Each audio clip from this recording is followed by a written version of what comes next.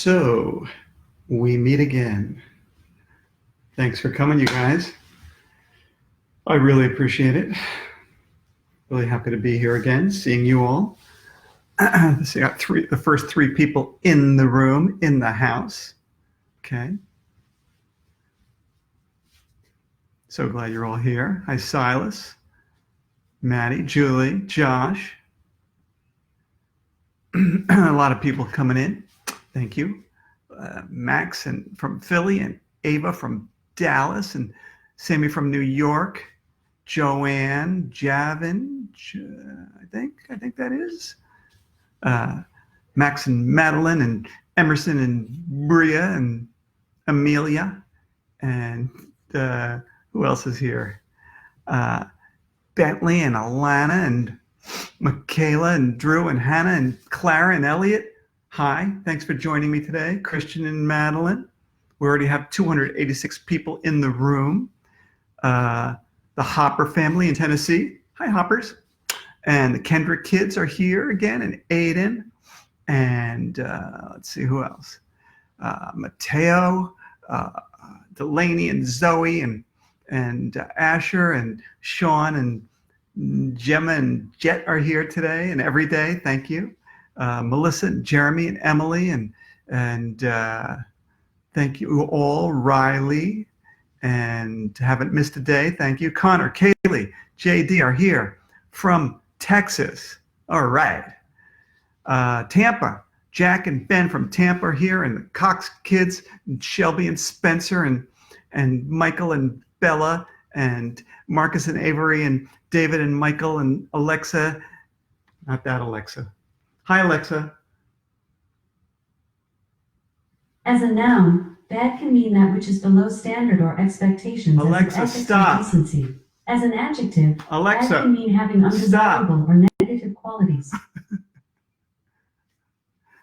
All right. Who else is here? Sorry about that.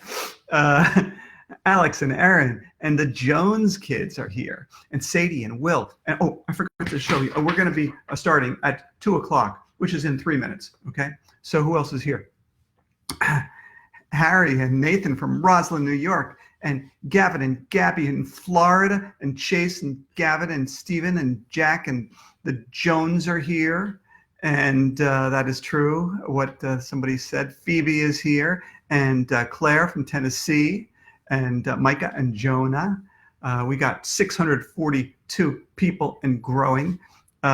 Rebecca and Juliet, Alexa and James,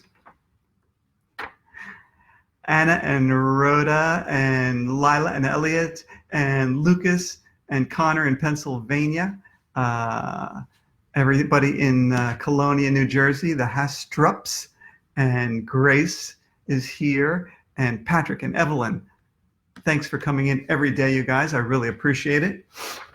We'll get started in two minutes from now, so you still have time to call your friends, call your cousins in some other part of the country. Call them, get them into the room to watch, because I always like a big crowd. I'll take a sip while we're waiting. We got 2 minutes left. Langhorne, PA, Alex and Benjamin and Baton Rouge, and the Glass and Searle families, and Meredith and Rochester, New York. Okay, we got 1 minute to go. Milo and Nixie from Indiana, and Carson and Juliana from Hershey, PA. I miss Hershey Park. That's a great place. I want to go back someday. Okay, we're going to get started very soon, you guys. I won't need this anymore, so I can just throw it away. Okay, 1 minute. Thanks to all of you. I can't mention all your names, and I apologize for that, but thanks for coming, all of you. I read all your comments. Okay, let's do this thing.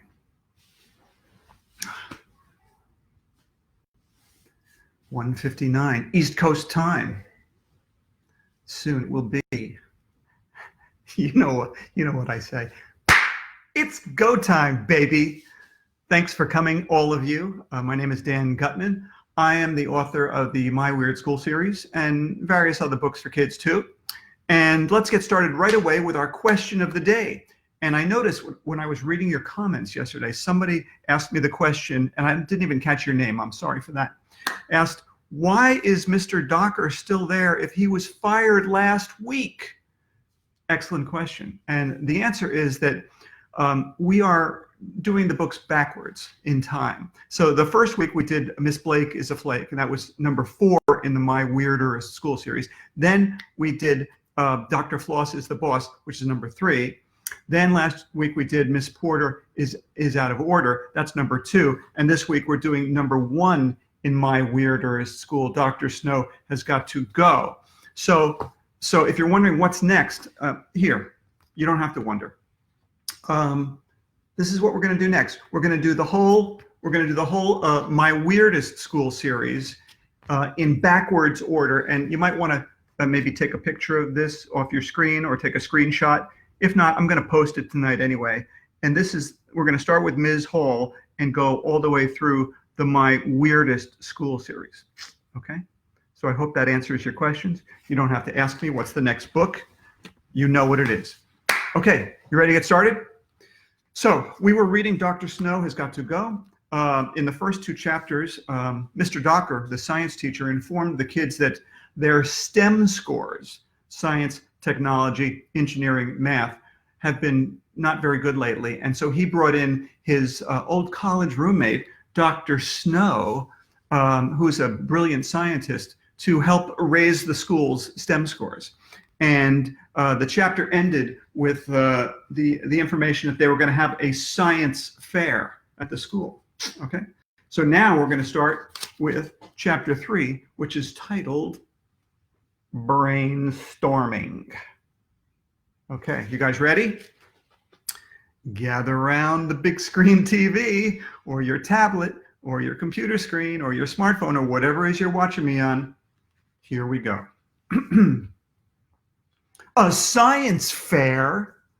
I never heard of a science fair.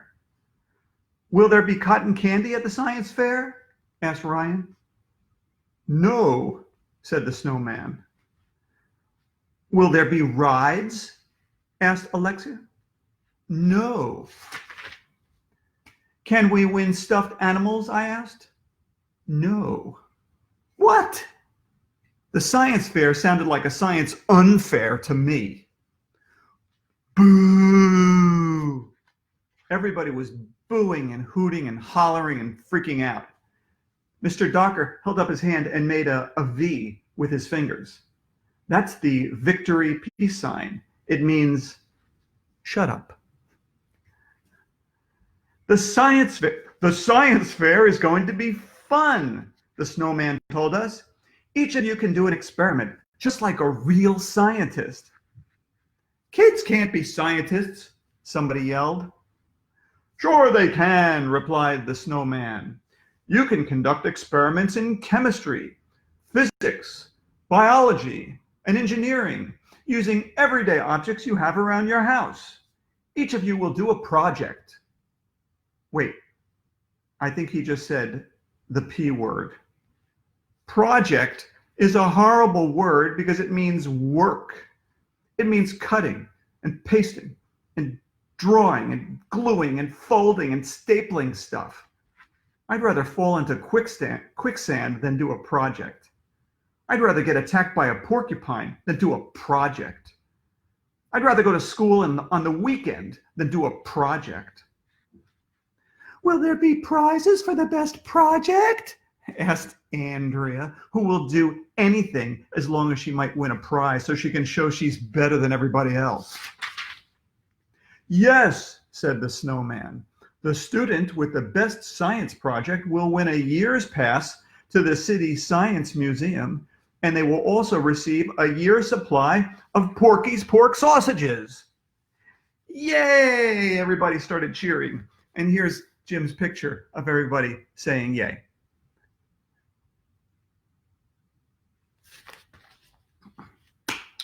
I don't like museums very much, but Porky's pork sausages are the best pork sausages. Ooh, I hope I win, said Little Miss Perfect as we filed out of the old porpoise room. Me too, said Emily, who always agrees with everything Andrea says. When we got back to class, Mr. Cooper passed out. He passed out paper and pencils. He told us to start taking notes and brainstorming about science fair ideas. Brainstorming is when you have a storm in your brain, so it has the perfect name. I need to use the restroom, he said. I'll be back in a few minutes to see how you're making out. Ugh, gross, we all shouted. As soon as Mr. Cooper left, Ryan, Michael, Neil, and I snapped into action. We got up on our chairs and shook our butts at the class. Boys, Andrea said, rolling her eyes, while you waste your time acting like dumbheads, I'm going to get to work so I can win the science fair contest. I really didn't care about winning the science fair contest. I just wanted to make sure that Andrea didn't win. So I sat back down and tried to think of a cool science fair project. We should blow something up, I suggested. Scientists are always blowing stuff up. Blowing stuff up is not science, said Little Miss Party Pooper. Science is all about inventing new, useful things and building things that make life easier for people. Inventing things. That got all of us thinking. I'm going to invent a solar-powered skateboard, said Alexia. The top will be covered with solar panels. That's a cool idea, I said. Using nuclear power would be even cooler, but it's hard to fit a nuclear reactor on a skateboard. I'm going to invent an electric chicken chucker, said Ryan.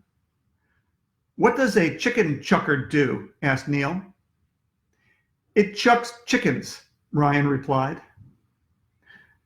I don't know why chucking chickens would make anybody's life easier. It sure wouldn't make a chicken's life easier.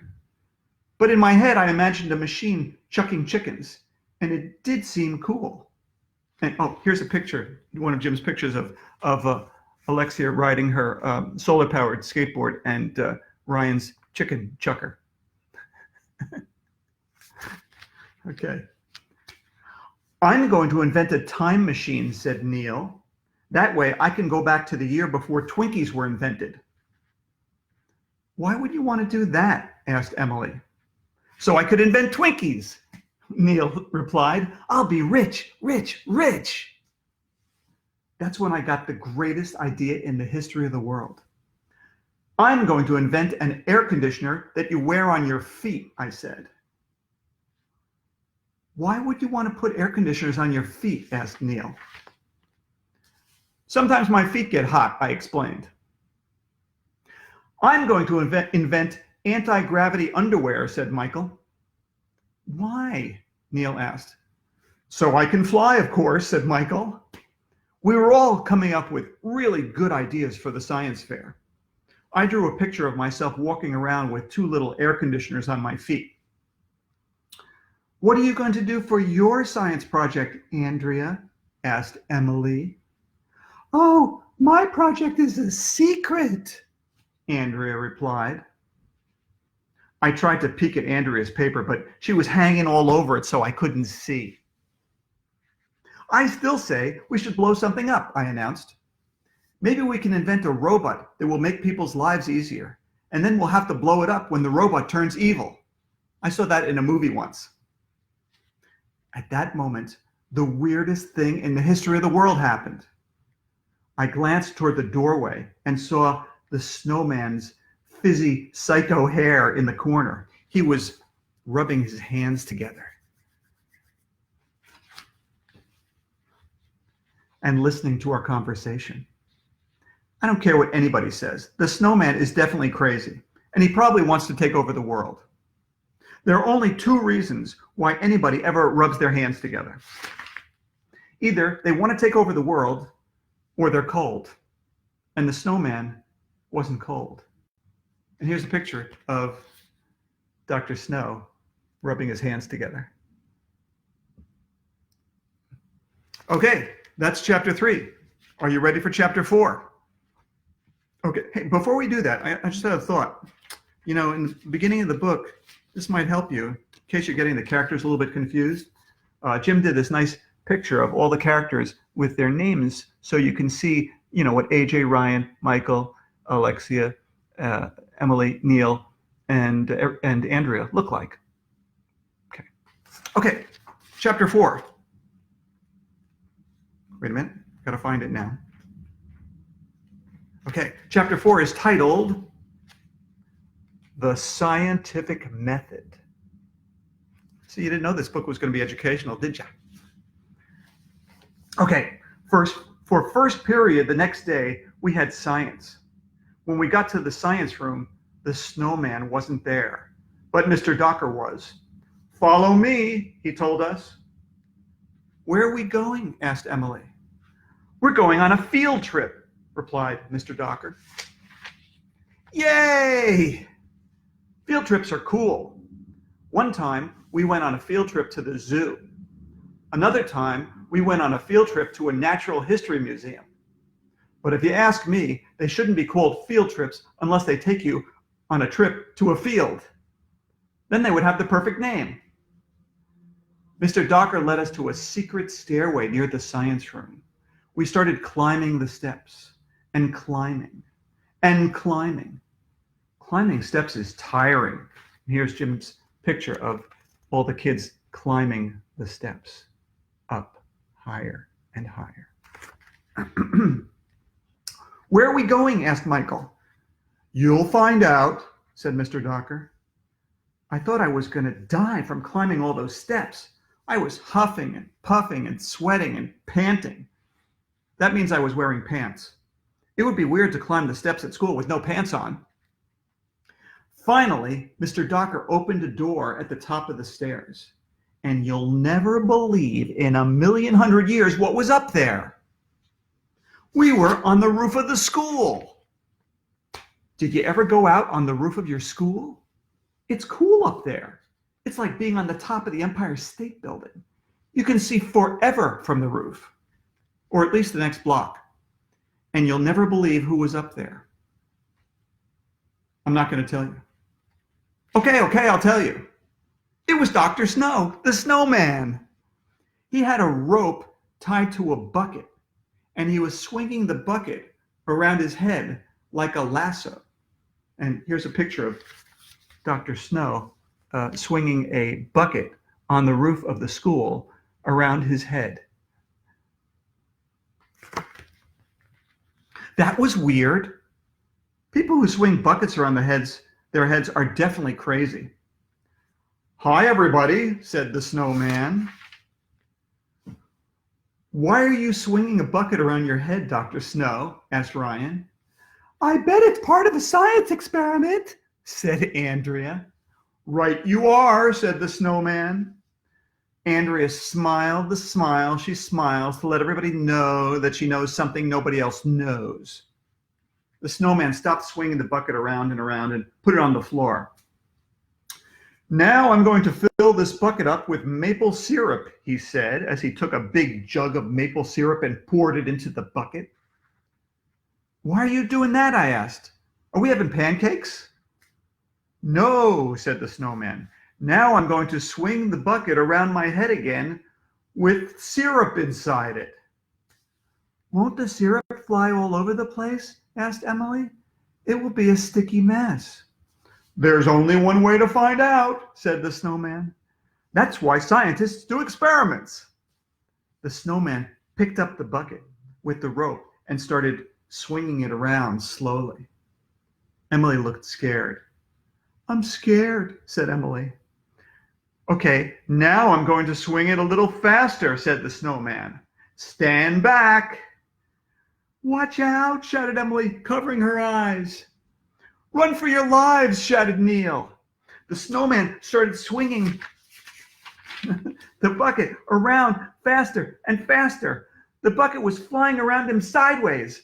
The snowman looked like one of those cowboys at a rodeo who was about to rope a steer.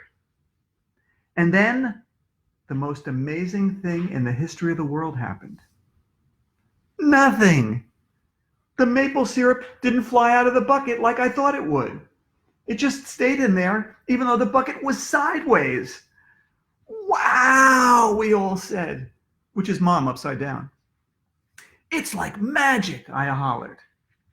No, this is a demonstration of centripetal force, said the snowman. When an object is moving in a circular path, centripetal force keeps it fixed on that path. Cool, we all said. Isn't science interesting? Asked Mr. Docker. When I grow up, Andrea said, I'm going to be a scientist. Me too, said Emily, who always does everything Andrea does. The snowman kept swinging the bucket around and around. That's when the weirdest thing in the history of the world happened. I guess the rope that was attached to the bucket came loose, because the next thing anybody knew, the bucket of maple syrup went flying off the roof. Here's a picture, one of Jim's pictures, of the bucket flying off the roof when it becomes untethered from the rope. Ah! Shouted the snowman as he fell down. He still had the rope in his hand, but the bucket was gone. We all ran to the edge of the roof to look below. The bucket was on the grass in front of the school, and the sidewalk was covered with maple syrup. And that was a demonstration of centrifugal force, said the snowman. No worries, I'll clean that mess up later. I'm glad nobody was walking around down there, said Mr. Docker. Somebody could have been hurt. That was weird. But if you think that was weird, you'll never believe the weird thing that happened next. I'm not going to tell you. Okay, I'll tell you. But you have to read the next chapter. So na boo boo on you. All right. So that's it for today, folks. Tomorrow we are going to read chapter 5 and 6. Chapter 5 is titled The Great Egg Drop Challenge. But before we go, how about the joke of the day? You ready for the joke of the day? All right, here it is. Okay.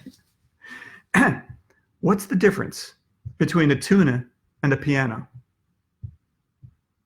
Give up? You can tune a piano, but you can't piano a tuna.